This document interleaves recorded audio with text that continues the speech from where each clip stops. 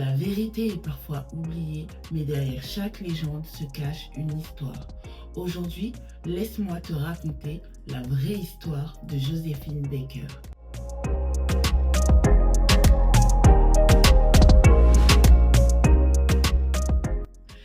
Bonjour, bienvenue sur ma chaîne, moi c'est Caramel. Installe-toi bien car aujourd'hui nous allons retracer l'histoire d'une femme incroyable, Joséphine Baker. Elle n'a pas seulement marqué la scène par son talent, mais aussi l'histoire par son courage.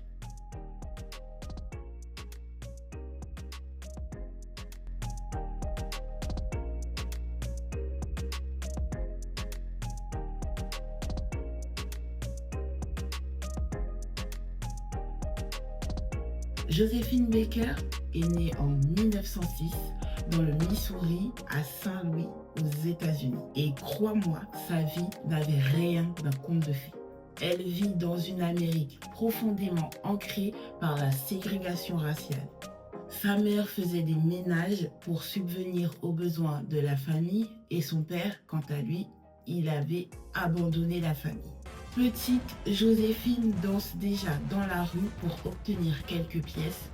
Elle ne portait pas de beaux souliers ni de beaux costumes, mais elle faisait avec les moyens du bord. Parfois même, elle dansait pieds nus. À 13 ans, elle quitte l'école et devient domestique, mais ce qu'elle subit chez certains employeurs est humiliant. Alors, à peine adolescente, elle décide de fuir et de rejoindre une troupe de danse. Et c'est là que tout commence. Joséphine découvre le monde de la scène. Au début, elle n'obtient pas le premier rôle. Elle est cette fille au sourire exagéré qui fait rire son public avec son corps élastique. Mais très vite, elle se démarque. Dans les années 1920, elle arrive à New York dans la période qu'on appelle le Harlem Renaissance. Mais même là, malgré le talent, les opportunités restent limitées à cause du racisme. Alors, une opportunité s'ouvre à Paris.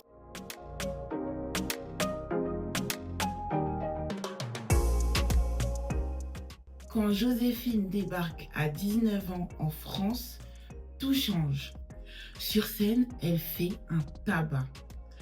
Au théâtre des Champs-Élysées, avec sa danse sauvage. Tu sais, ce numéro où elle porte une ceinture de banane artificielle autour de la taille, ça choque, ça intrigue, ça fascine. Paris tombe amoureux d'elle. Picasso la peint, Hemingway et Colette assistent à ses spectacles. Elle devient alors la première star noire internationale. Joséphine, ce n'était pas seulement des paillettes. Pendant la Seconde Guerre mondiale, quand la France est occupée, elle prend un tout autre rôle. Elle devient espionne pour la résistance. Oui, tu as bien entendu. Elle transportait des messages cachés dans ses partitions ou dans ses vêtements. Elle met aussi à disposition pour la résistance son château des Milandes en Dordogne. Elle n'était pas qu'une star, elle était une combattante. Après la guerre, Joséphine reste fidèle à ses convictions. Quand elle retourne aux États-Unis, on lui propose des contrats. Mais elle refuse de se produire dans des salles où le public est séparé entre noirs ou blancs.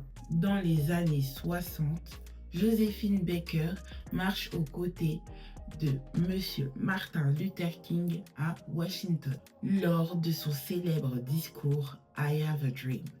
Joséphine est là en uniforme de la résistance française, symbole d'une femme qui a combattu partout pour la liberté. Dans sa vie privée aussi, elle veut incarner ses idéaux. Elle adopte 12 enfants de nationalités différentes. Elle appelle sa tribu la tribu arc-en-ciel. Certains la critiquent, disent que c'est une utopie et que ça coûte beaucoup trop cher et qu'elle devait être réaliste. Mais Joséphine, elle croyait en son rêve. Elle voulait en faire un exemple. Joséphine Baker ne s'est jamais arrêtée, même quand elle a connu la ruine financière. Elle est restée fidèle à ses idéaux, même lorsque sa santé a commencé à décliner. En 1975, elle remonte sur la scène à Paris pour célébrer ses 50 ans de carrière. Malheureusement, elle s'éteint quelques jours après, victime d'une hémorragie cérébrale. Des décennies plus tard, en 2021, elle entre au Panthéon en France. Elle devient alors la première femme noire à y reposer.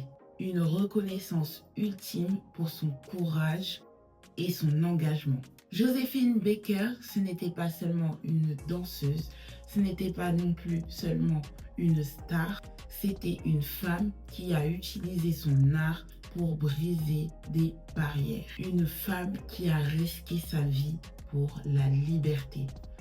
Une femme qui a rêvé d'un monde où les différences riment avec fraternité. Son histoire, c'est la preuve qu'on peut partir de rien, affronter les pires injustices et pourtant changer le monde. Quant à moi, ce que j'ai retenu de l'histoire de Joséphine Baker, c'est que malgré un démarrage dans la vie assez compliqué, elle réussit quand même à prendre ses injustices et à en faire une force et changer le monde. Ce n'était pas seulement une star, mais aussi une combattante qui a aidé la France à résister contre les occupants et a été une actrice majeure qui a permis que la France puisse triompher. Tenez, buvez. Mais buvez donc.